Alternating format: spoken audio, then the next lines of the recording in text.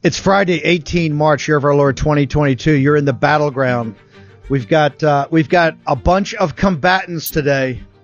And the first two, I'm proud to announce, are Anthony Sabatini. Anthony is running in Florida 7 for the U.S. House of Representatives. Also have Boris Epshteyn. Boris is going to be with me for the entire hour.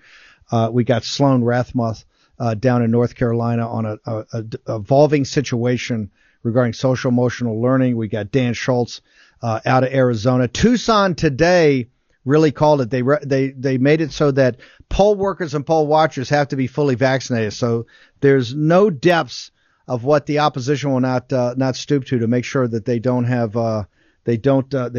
the MAGA team show up. We're going to get into all of that.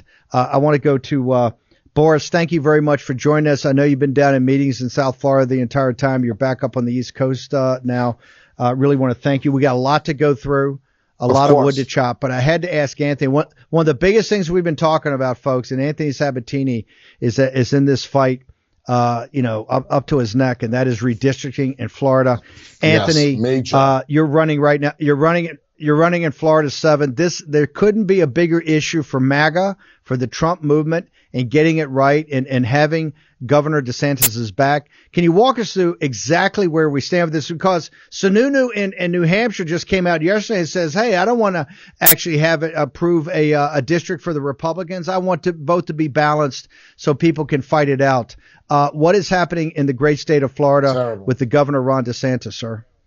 Well, first of all, thanks for having me on, Steve. Quite literally, we are in the middle of a battle happening in real time between the old guard of the Republican Party and the new fighters. I stand firmly with the governor. I'm a state legislator currently in the state legislature while I'm running for Congress. So, I'm voting on maps that are being pushed forward by the state legislature, which are not good for the state of Florida, not good for our country. Our governor saw that the situation was so bad that he himself had to go and create new congressional maps to get the legislature to take a look at and hopefully vote on. Well, the legislature has pushed back on the governor and still continued to go forward with what's being called an 18-10 map. It's a map that's very, very good for very far left Democrats, and it has partisan intent built into it because it's trying to help Democrats. The single most controversial part of it is a racially gerrymandered Democrat seat that was created by a Supreme Court decision here in the state of Florida, the state Supreme Court 7 years ago, that doesn't need to exist. Our governor is pushing back. Now, they just finished the legislative session on Monday, so the governor is about to get the budget soon. I'm hoping that the governor says, if you guys don't fix the situation that you created, I'm hoping the governor just goes forward and actually vetoes the entire budget, because this is such an important task for the legislature. And right now, the governor is one of the only people fighting. Only 7 of us in the state legislature voted against the bad maps put forth by the state legislature. And we're expecting an emergency special session to be called in the next few weeks where we have an opportunity to debate and put forth the governor's congressional map.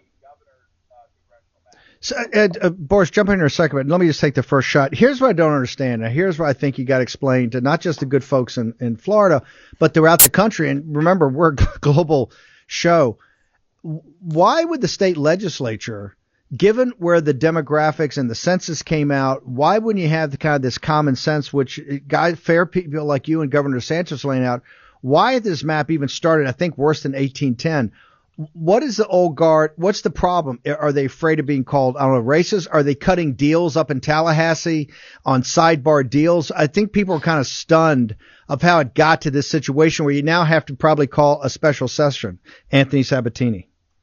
Funny enough, I think you just nailed the 2 top reasons. Number one, I think this is what describes pretty much every kind of RINO Republican.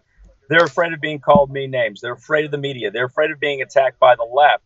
And in this case, being called racist or corrupt or anything. So they're just saying, you know what, we're going to do maps that go out of the way to help liberal Democrats just to avoid criticism. That's a failed strategy. Appeasement doesn't work. It's very silly, but that's what they're doing. Number two, I personally think that there's some special interest money, dark money being exchanged. So there's no reason why they would go out of their way to do such terrible maps. Now, remember, we have a state Senate and a state House. When this whole thing started, the state Senate, the upper house, put forth maps that were so bad, people were laughing out loud. They couldn't even believe they were really put forth. They were better for the Democrats than the maps we already have right now. The House tried to stake out a so-called middle position between the good maps the governor had and the Senate maps, but I got to tell you, they're still not good enough. In fact, even though they're good in my area, it wouldn't give me an avenue to Congress. It does create a Republican seat here in Central Florida and the greater Orlando area. It's very bad in the Tampa Bay and Jacksonville area.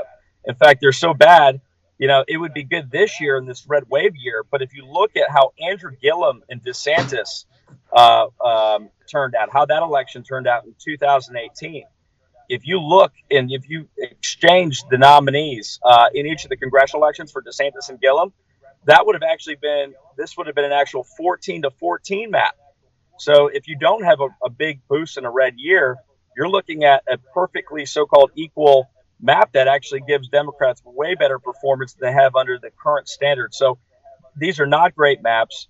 The governor has serious legal concerns with them because of the racially gerrymandered. Anthony, you're being charitable. Florida is the heart of the MAGA movement. Florida is, and it's attracting more and more MAGA people ever. Obviously, President Trump is from there. Governor DeSantis, another warrior. People like yourself. To even have a concept that we could have something comes out 14-14, and to put it in perspective, as the audience knows, in New York State, which I think now is down to 26, they've taken 5 away. When the Democrats roll, it's 23-3 in New York State. The Democrats, whether it's Illinois, New York, Maryland, you name it, they play pure smash mouth. If they see a potential seat, they take it. How could we possibly even conceptually have something that it could have been 14-14, and now you and DeSantis are fighting something that's fair at 28? This is what I think people don't understand. How was that even possible? It's possible because a lot of people just don't pay enough attention to what happens at their state level politics. There's this culture of just watching D.C. and the federal government and all the problems we have there, but really not focusing enough on the state legislatures, whether it be election integrity, immigration. There's a lot of issues where the states lead, and this map making, this redistricting is obviously just a state issue, and people need to be more engaged.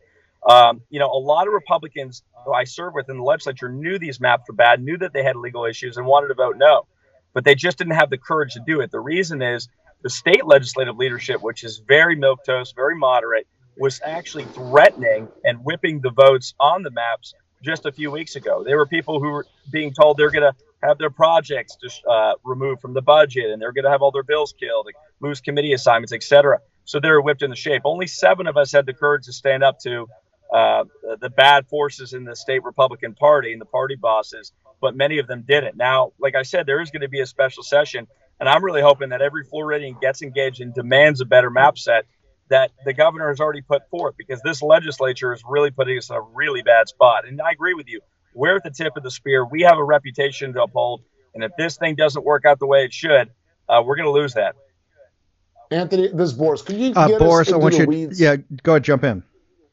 Take us into the weeds here of the timing on the special session, of what the deliberations are going to be like. What's the horse trading under? This audience is all signal, no noise, right? So we want to go in the room. Take us in the room of how this discussion is going to be taking place and what the inside baseball is going to be like.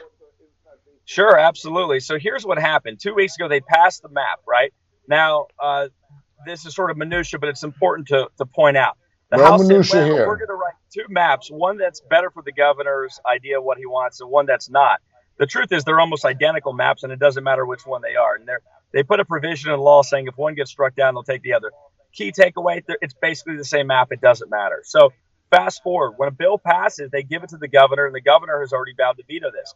In this instance, even though the bill has passed, the map has passed, they won't give it to the governor because they know the governor is going to veto it. So here we are 90 days before qualifying, and the governor doesn't have the bill, aka the map, to veto yet. So we're in this weird limbo where we don't know exactly what's happening, but I have a pretty good feeling that next week we're going to have a lot more knowledge. I personally believe that the governor is going to call the special session sometime in the next 7 days, but I really believe that one of DeSantis' best qualities is he listens to the people and he reacts to the people in our movement. And I think people need to be loud and actually make sure that this special session is called sooner rather than later. So that way, when it is called, we can just pass the governor's map. This is so easy. It's been a slow pitch. The governor slow pitched it to the legislature, and somehow they still screwed it up, and it can still get fixed. Okay, Anthony, so what can this audience do to Boris' point? Yeah. What do we need to do? What can this audience do? Yeah, go ahead. That's the question. Well, A, what can the audience do? And B, what the realistic, the exact timing you think could be on the special session?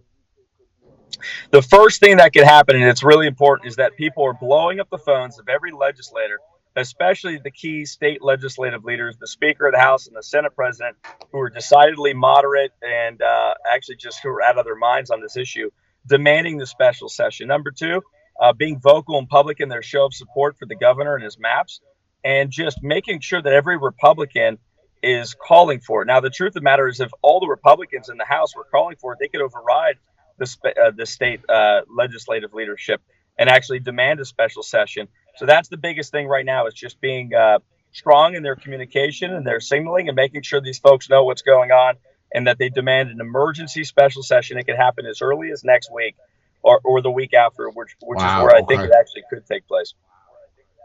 As early as next week or week after. I mean, that's huge. That's major.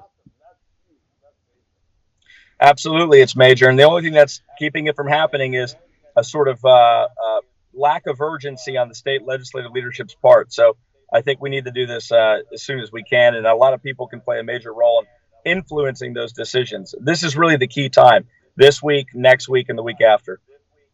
I love that. Okay, we're going to get those numbers up. We're going to get these numbers up so we can participate. Boris, you sent me something earlier. I got to ask Anthony about it before he punches out. Stephanie Murphy, who is kind of a rock star in the Democratic Party, a moderate. She throws in the towel, and she puts the Democratic Party on blast on the show she went on.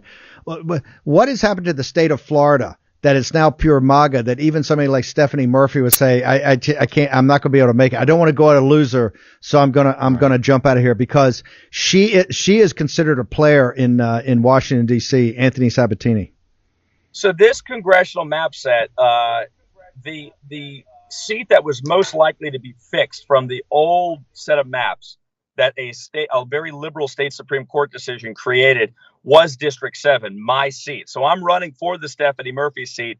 Everybody knew that the sort of jacked up seat that the state court created was never going to continue to be in existence. So she dropped out. She saw the walls moving in. Now she's blaming it on, the Democrat Party is going in a more radical direction. I think she actually does believe that.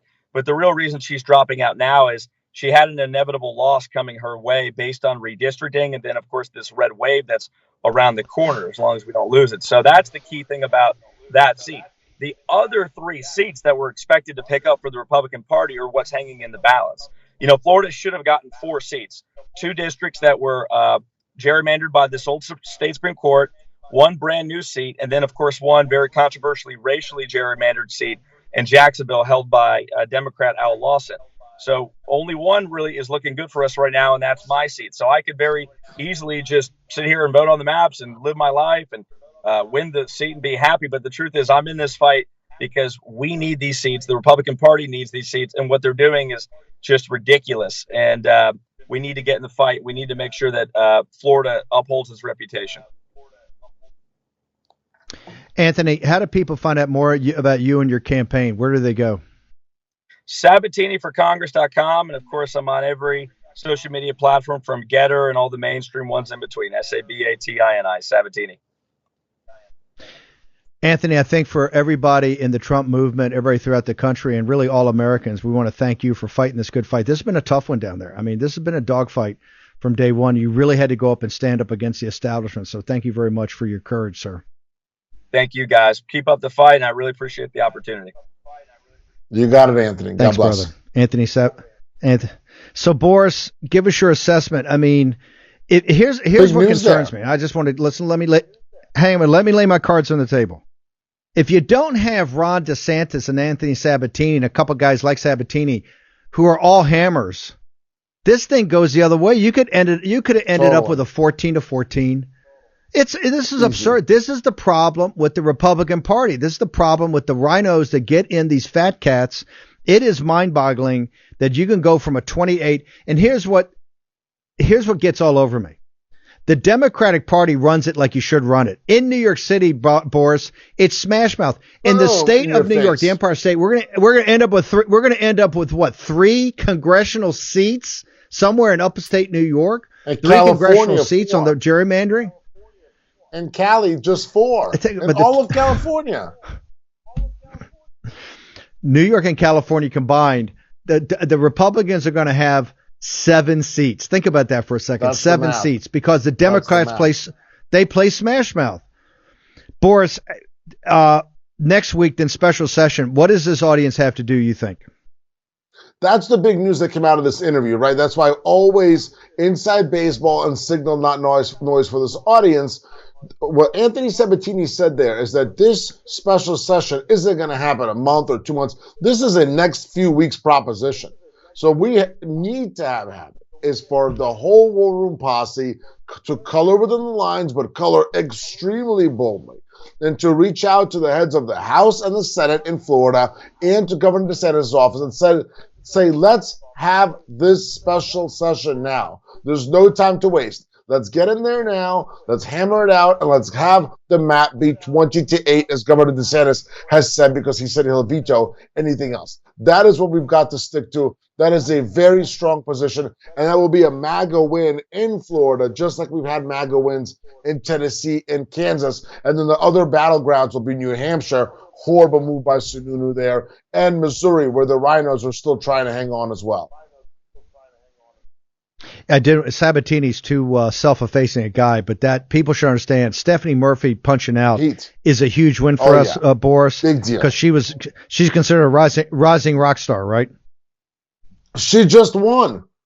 She's on. It's Politico is what I sent you, and they said, well, only a half a decade later. Translation: half a decade's a couple of years. She's only been in a couple of years. They thought that she was a total rising star, could be ready for statewide or national office. They were thinking about her potentially for the Senate against Rubio or something like that. Instead, she goes and says, hey, you know what? Sabatini and others are too tough. These districts are too tough. And by the way, I'm no longer welcome in the Democrat Party. And one thing that was very interesting in the interview she gave, she talked specifically about the special interests on the left who come in and attack their own moderates and go after them. So what they're doing on the left, Steve, is they're marginalizing themselves further and further by A, attacking any moderates, and B, with all the nonsense social justice issues, and something that's been on fire, which is what you're seeing in women's sports with the whole transgender thing. So the left, the woke liberal socialist left, is stuffing itself into a tiny little sliver, and it's completely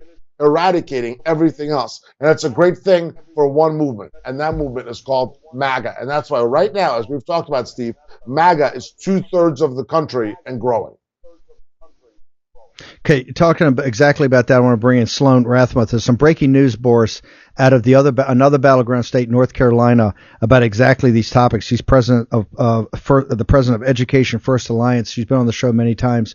Sloan, there's some big developments down in North Carolina. What's going on? Yeah, definitely. I mean, last time I was on, we talked, Steve, about not all Republicans being created the same.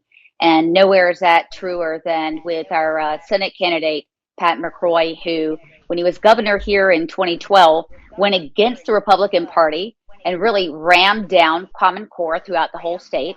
And now he's got 2 of his former education appointees, and that would be Eric Davis and our state school superintendent, Catherine Truitt, who seem to be following in his footsteps and now pushing down the noxious critical race theory in our state for the most vulnerable students, and that would be disabled 3- and 4-year-old preschoolers.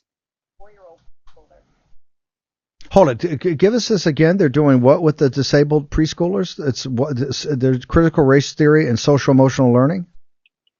Well, that's right. It's actually critical race theory here in the state that's being paid for with $7 million in taxpayer funding to teach 3- and 4-year-olds how to decenter their whiteness. I'm not kidding you.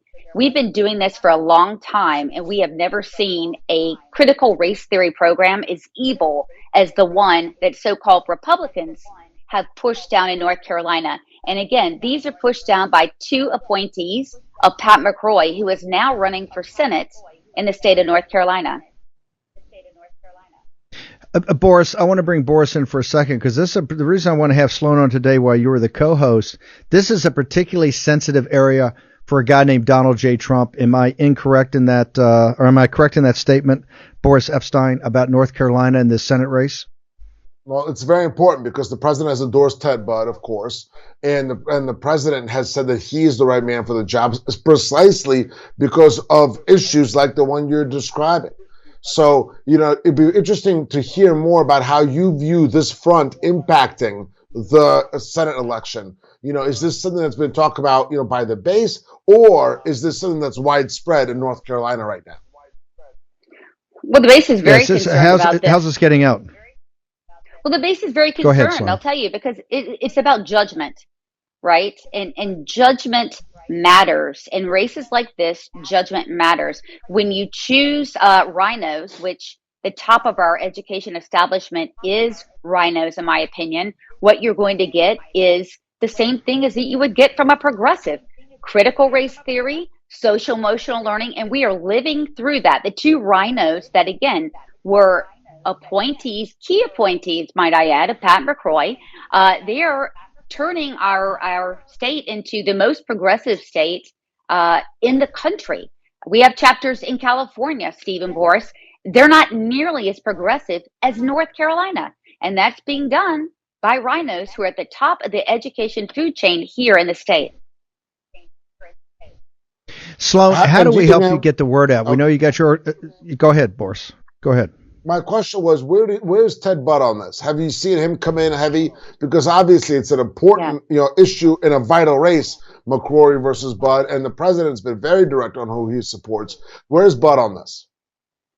Well, Ted Budd has been very strong against critical race theory. As a matter of fact, him and Dan Bishop, also from North Carolina, proposed legislation that would make critical race theory unlawful as in the military. But we do have another Senate candidate by the name of Mark Walker. He is equally strong on coming out against critical race theory and stopping federal funds from flowing into North Carolina through the state and into the classroom. I mean, look, we're very clear here in North Carolina with our organization. We do not want DC and Biden running our local classrooms. We need strong leadership to stop that. And as you said, Steve, I mean, what we're doing is making sure that we're backing candidates that promise, have a huge fidelity to stopping, to choking off Biden's attempt to influence policy, which he's doing now with copious amounts of federal funding. And I'll tell you what, guys, I was at a recent meeting and I asked Pat McCrory, I said, listen, what will you do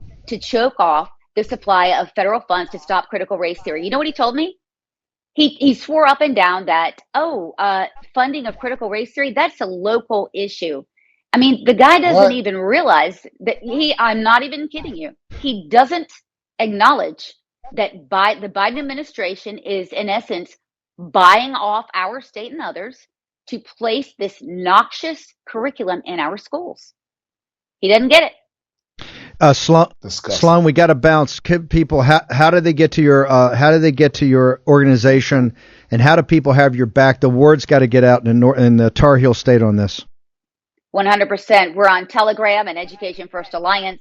You can go to the very evil Facebook, which we won't be on there long, Education First Alliance, and our website, edfirstnc.org, edfirstnc.org. Hit us up, get involved, get on our newsletter. We need you out there. We need you helping us get the very best constitutional conservatives elected here in North Carolina. It's got to happen. Thank you very much, Sloan Rathman. Really appreciate you. Change your schedule around to come on. I want you to have you on with Boris. Hey, Boris, she outlined one of the problems. Let me bring up an unpleasant topic.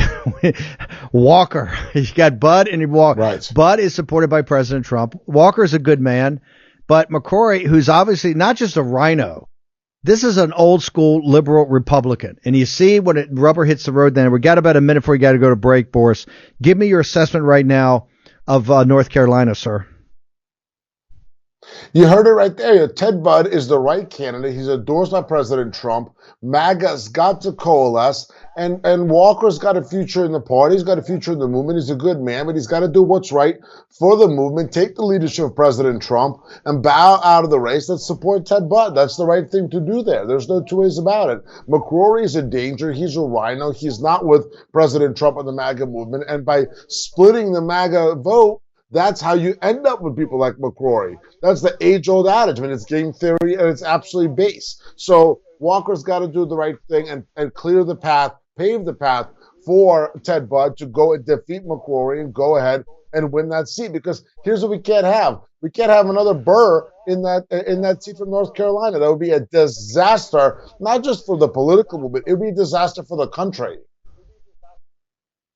Boris, here's what's bad. We got to go to break right now, but I think McCrory actually be worse than Burr. As bad as Burr is, I think this guy's actually more liberal. This CRT issue is a cut and dry issue, right? You're either with us or you're against us. There's no middle ground here. And you see what the nonsense. Okay, short commercial break. Boris Epshteyn, we got a lot to go through. We're actually going to go visit Alabama, talk about that race down there. Boris has got a lot of other breaking news. He's been gone at meetings for the week, and I guess up to date. And in Arizona, another firestorm out there. And in Tucson, what they're going to do now is all MAGA has to get vaccinated to be a poll worker or poll watcher. Back in a moment. War Room Battleground with Stephen K. Bannon. Okay, welcome back to War Room Battleground. In the first half of the show, I just want to go back over. There's this massive redistricting fight in Florida that couldn't be more important, and we know it's going to happen next week. We're going to get the numbers out. We need to call Governor Desantis' office, and particularly the Speaker of the House and the Senate.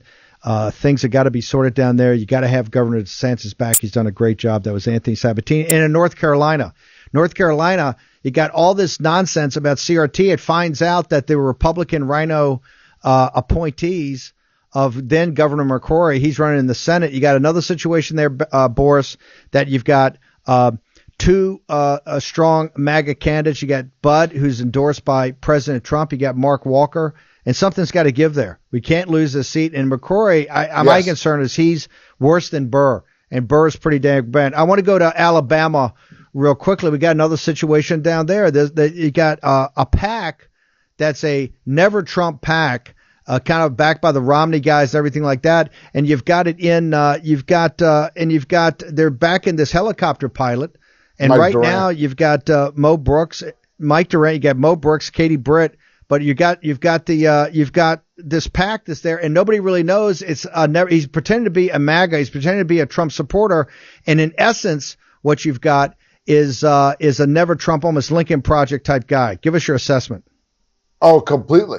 1,000%. Mike Durant is somebody who's come out over and over again and said we need more John McCain's and less President Trump's. Okay? And here's the deal, and I've said this before, you've said it before. Senator McCain was a hero for his service in Vietnam. Everything after that, total disaster. Okay? Politically, total disaster. So Mike Durant's drawing a line in the sand. He's saying, I'm not MAGA. I'm not with the MAGA movement. And he wants to be elected in Alabama. Here's the issue there, and it's been pretty public. The president was public about it this week. Mo Brooks went out about 8-9 months ago now and said on stage for some unknown reason, said that, we've got to move on past 2020. And the base said, wrong. We're not going to put up with that. That's not where we are. The MAGA movement, which is the Republican Party, is going to do everything it can to get to the bottom of the 2020 election, and that's where we are. We're not gonna take a step off that. So, with that, in Alabama, Mo Brooks has got to run very strong here, very strong over the time left in the primary. The primary is coming up, and then you got Katie Britt, who's also brought some heat, but she's got some real close contacts with McConnell. But she's not going out there and criticizing President Trump. And then you got this guy Durant coming in, backed by the Romneys and the Lincoln Project folks, who's not with us whatsoever. So It is a messy situation. It's a messy situation. And Alabama is a runoff state. So let's see what happens. But, you got Mo Brooks, and I love me some Mo Brooks. Been a big fan of Mo Brooks for a long time. He should have been back in that 1 in 18. I love me some Mo Brooks, but let's say the campaign has not blown me away. I'll just be blunt. And I love Mo Brooks. There was a massive screw up at that huge rally with 60,000 people 63,000 people. Incredible. And, it's unbelievable. Unbelievable. And I tell you, got to get it right. Katie Britt is very impressive, but there's a lot of, she's very close to Shelby, which is an issue. They don't know if she's Shelby's McConnell. I keep hearing people say she's. Shelby said he's going to put in millions of dollars into this. So, hey, I'm going to call a spade here and say Mo Brooks got problems. Okay? He's got problems. And Katie Britt, look, she's pretty impressive. She's got to convince people I'm MAGA, that I'm going to be there. She's not going to turn out to be a female Ben Sass. If she can convince people that she's true MAGA and going to be with us and support with the MAGA movement, America First, Katie Britt's going to give a run. But here's what we got to get, I think, the good folks in Alabama, because that's one of the greatest of Trump states. To have a guy down there that's got one of these phony PACs and some guy that's a Stanley McChrystal guy. McChrystal hates President Trump. I mean, hates him. Hates President Trump. You can't have these PACs coming down there and saying, oh, this guy's a moderate, and trying to pretend he's a little bit MAGA and try to slip in there. It's just not. He's getting his money from the Romney types, the Never Trump types, the McChrystal types. These people hate President Trump, and they're trying to have it both ways. So they got to be one thing or the other. I don't mind if he comes out and says, hey, look, I am taking money from all these Never Trump guys. I'm not a Trump guy. I'm not an America First guy. I'm going to be a neoliberal Don't lie to us. But people in Alabama, I think, got to start also doing the research. This is a tough, this seat has to be won by MAGA. Let's leave it at that. We're going to be going back over and spending a lot more time on the by the way, he's a hell. Go ahead. Yeah, go ahead. Yeah. It's not just about a personal disdain this guy Durant has, obviously, for President Trump, which is disqualifying. It's also his disdain for MAGA, and this guy wants to go and be in the Senate. Well, guess what that means?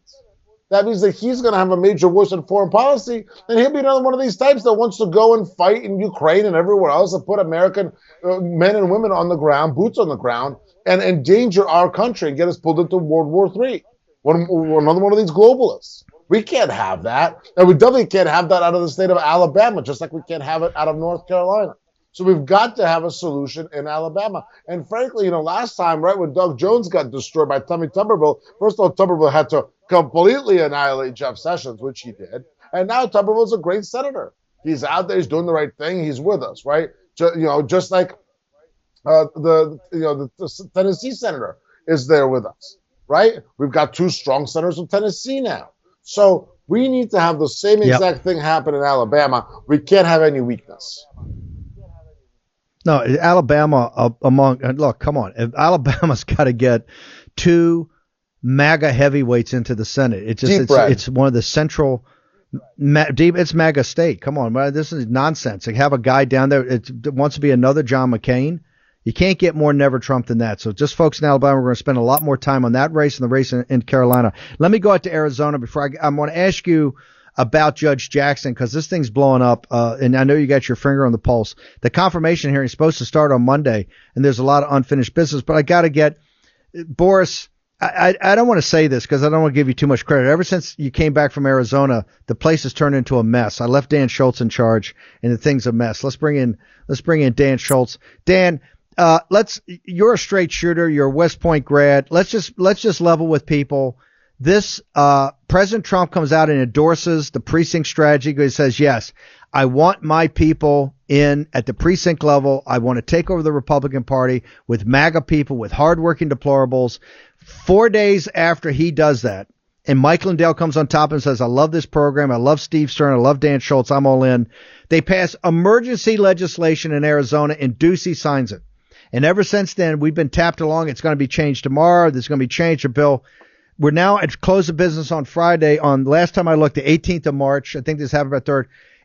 Has anything gotten passed, Dan, or where do we actually stand on getting this legislation reversed? The latest I have read, and by the way, to fix all of this, go to precinctstrategy.com, become a PC. But getting back to the legislation, as far as I know, the Democrats are not going to go along with any kind of fix. It would take to get it done and enacted so that it would take immediate effect. It has to be done on an emergency basis again, and you have to have a 2/3 vote in both chambers to do that. And then you got to get the governor to sign it. And there was an article published this morning in the Arizona Capital Times. The headline basically said, it doesn't look like it's the Democrats are going to play ball on this. And as a result, this Section 4 is going to become the law of the land, so to speak. But there's some problems with that with respect to the government enforcing it. There's no enforcement mechanism. There's no way they can enforce it. And I'm going to be advocating that if this doesn't get fixed, that and they won't let us use the primary that's going to go forward. It's going to go forward, but they're not going to let the parties piggyback on it for the election of PCs. That the Republican Party go to private caucus meetings at the precinct level, and that's what I'm going to be advocating. Well, hold on. We'll come back and get a solution next week. But the reason I want to have you on today, and thank you for taking time away on a Friday, is very simple. The fear of this we've talked about RINOs this whole show, and now it's time for you to do something about RINOs. We've talked about all the problems, and they're legion. I don't care if it's North Carolina, if it's Florida, and these are not small, in Alabama. Those are great states. The state of Carolina, MAGA. The state of Florida, MAGA. Alabama, super MAGA. And in every state, we're talking about massive problems, not with Democrats. The biggest problems we got is with establishment RINOs. There's a solution. And Donald J. Trump endorsed the work of Dan Schultz and Steve Stern on the precinct strategy. And 4 days after he did it, Ducey and the establishment blew it up in Arizona. So this is my call to action. Go to precinct strategy throughout the nation. Now, you can't get any better tip that they don't want you involved, okay? They don't want your involvement. They want your money. They want you to give donations. They want you to show up to vote. They want you to then keep your mouth shut and move on. That cannot happen, and there's a solution. Remember, in the war room, there's no whining and no tears, okay? So I don't want to see on November 8th, we're sitting there going, oh, we did all this work and got all these back. No. The way to stop it is to do it in all the other states except for Arizona since they blew us up. Go to precinctstrategy.com. Just go there. It costs you no money. All you have to do is go. Dan Schultz has got it set up, right? Your software partner has put up a great platform. You got all this information, Dan. I want everybody that listens to the War Room, everybody goes to the War Room all weekend. This is your weekend to sign up and become a precinct strategy committeeman or precinct committeeman. Dan, when they go to the site, tell us what they got to do. What they need to do is, this is what it looks like when you get there. This is the precinct committeeman strategy in a nutshell. And the first step you've got to do is follow the steps on the site to find your local or county Republican committee. Do an internet search. Go to my site. I've got state information. Good sites I've put on my like Pasco County, Florida, for example, has a great how to become a PC in their county. So if it's a good site, I'll put it on my site. Learn the terminology, find your county committee, then get in contact with them any way you can. Some of them will welcome you. Some of them will not welcome you. And get there and then show up and say, I want to become a voting member of this party committee. That's what I want to do. And so that's the first step. Then once you get to my site, click on the button that says connect with other conservatives in your state. That takes you to the precinct strategy, communications, and collaboration platform, where we will let in America Firsters to do just that. Share documents, chat about issues, get to know one another locally, statewide, nationally. It's all there. Amen. And so, Amen. So that's what we need to do. We've got to start communicating and uniting politically. And this tool will let you do it. Dan, we got to bounce. We're getting you back all next week, Stern. We're gonna have success stories all over the country. People are jacked up. I want to thank you. And hey, dude, you think the left fears you, the RINOs fear you so much more. So thank you coming on, Dan. I want everybody to go to Precinct Strategy right now. Visit Dan over the weekend. Thanks, brother. Steve. Out in Tucson, remember, for the poll workers, they're passing a ordinance. I think you have to be vaccinated. Look, our opposition is smart and cunning, right? Like a snake. They understand you got to be vaccinated now to be a poll worker. So, hey, they're coming at us every direction. Boris, the reason I want to have Dan on before you've been gone from the war room for about a week or so in meetings. But the essence of the meetings are about the Trump movement versus the Republican establishment. Let's just be blunt on every different aspect you're looking at it.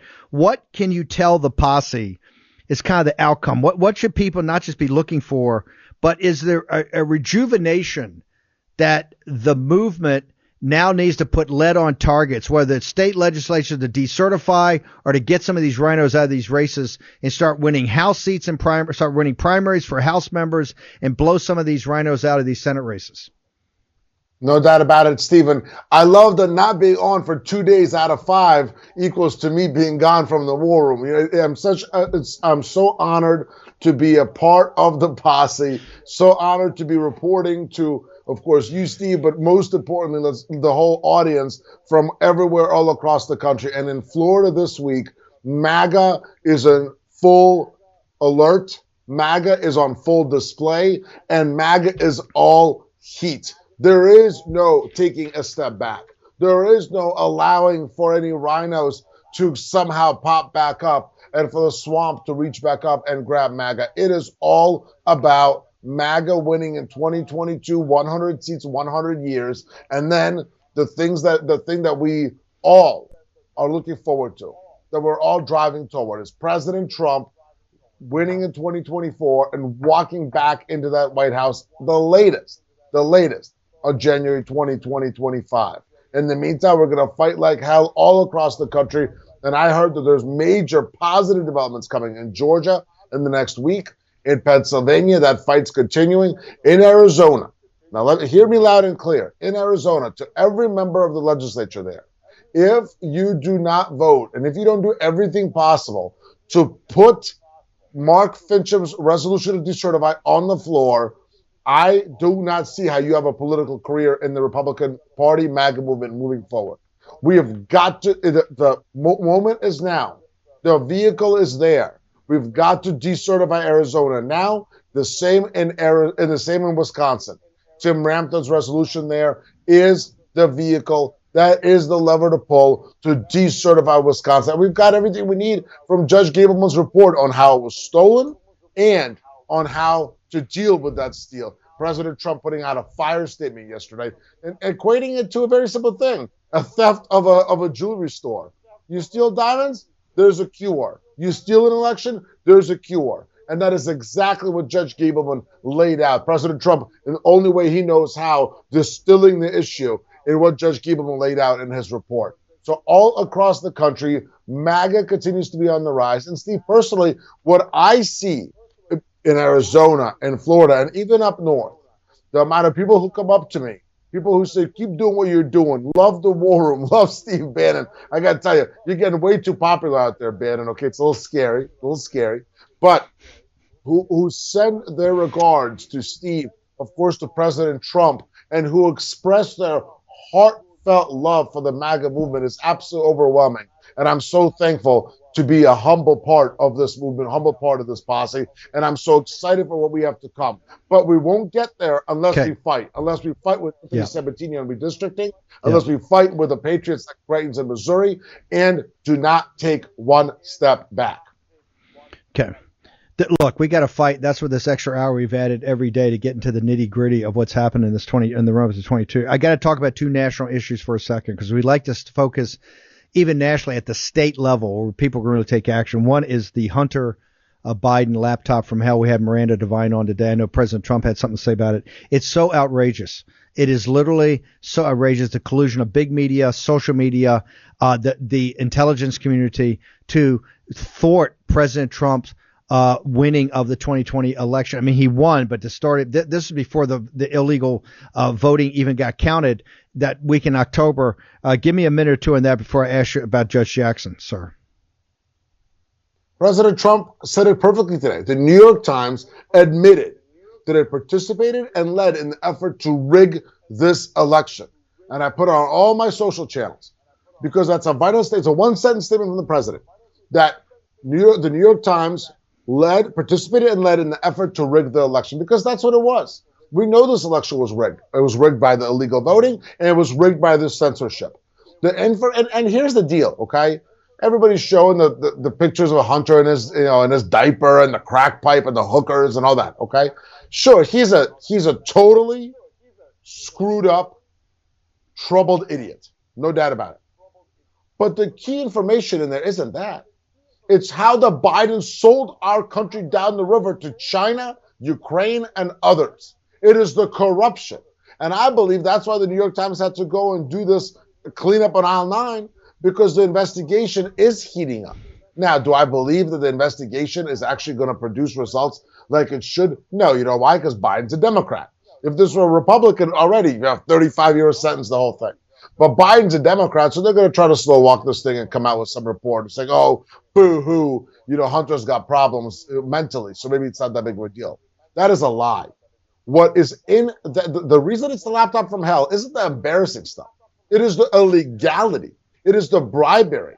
It is the stone cold proof that Joe Biden used his office as vice president and senator before to sell access through his messed up kid, Hunter Biden, and by the way, through his brothers as well. Okay? This is a criminal family. They've committed criminal acts, and now even the New York Times can't cover up for them anymore. So they got a grand jury here. They got a grand jury in his taxes, and when we win this massive victory in 8, the congressional investigation will be brutal. 30 seconds. Judge Jackson, massive controversy here about this U.S. Sentencing Commission, her work on the pedophiles, child pornography. Do you believe there's a case to be made just to delay the hearings from starting Monday, delay them for later in the week till more information out? Boris Epshteyn. Absolutely, and it's because the Democrats aren't allowing the information to come out. Dick Durbin, the chair of the Judiciary Committee, is not allowing for the records from the Sentencing Commission of Judge Jackson's time in the Sentencing Commission to be out. This is the only thing the Democrats ever screw about. Oh, we want all the info. We all deserve the information on who Judge Jackson is and her records. So let's have that. Give me 10 seconds on your social media. How did it get to you? SuperHotBorisCP.com, How to Get Her at BorisCP, Twitter at BorisCP, Truth Social at Boris, Hottest on the Ground, Boris _Epshteyn. Stay strong, God bless, and Shabbat Shalom. Tomorrow morning at 10 a.m., Jason Miller will be my co-host for both hours. See you then.